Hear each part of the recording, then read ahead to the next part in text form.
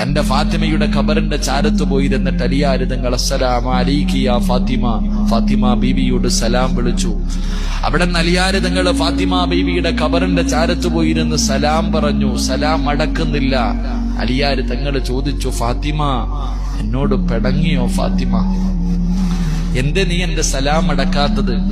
മണിയറയിൽ പിണങ്ങിക്കിടക്കുന്ന, കിടപ്പറയിൽ പിണങ്ങിക്കിടക്കുന്ന ഭാര്യയുടെ പിണക്കം മാറ്റുന്നത് പോലെ അലിയാർ തങ്ങൾ തന്റെ ഭാര്യയുടെ ഖബറിന്റെ ചാരത്ത് ഒന്നാമത്തെ രാത്രി പോയിരുന്നിട്ട് ചോദിക്ക, എന്തേ ഫാത്തിമ നീ എന്റെ സലാം അടക്കാത്ത? എന്നെ മറന്നു ഫാത്തിമ? വീണ്ടും സലാം പറഞ്ഞു. സലാം അടക്കണില്ല. അലിയാർ തങ്ങൾ ചോദിക്ക, എന്തേ നീ എന്നോട് പിണങ്ങേ? മടക്ക് ഫാത്തിമ, എന്നെ മറന്നു പോകല്ലേ ഫാത്തിമ? രണ്ടാമതും സലാം പറഞ്ഞിട്ടും അടക്കാതെ വന്നപ്പോ അലിയാർ തങ്ങൾ ഫാത്തിമ ബീവിയുടെ ഖബറിന്റെ മുകളിൽ കൈവച്ചിട്ട് ആ ഖബറിനോട് ചോദിച്ചു, അലിയാർ തങ്ങൾ ഖബറെ, എന്റെ ഫാത്തിമയുടെ വിശേഷമെന്താ? എന്റെ ഫാത്തിമയുടെ വിശേഷമെന്താ?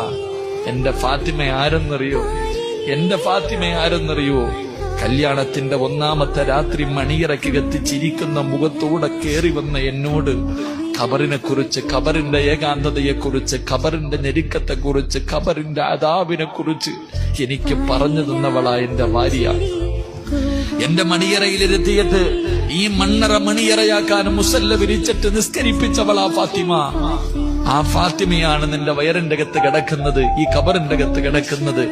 എന്റെ ഫാത്തിമയുടെ വിശേഷമെന്ത് എന്ന് ഖബറിന്റെ ചാരത്തിരുന്ന് കരഞ്ഞുകൊണ്ട് ചോദിച്ചു എന്ന് ചരിത്രം പറയുമ്പോ എന്റെ പ്രിയപ്പെട്ട സഹോദരങ്ങളെ, ജീവിതമെന്ന് പറയുന്നത് ഇതിനാ മക്കളെ.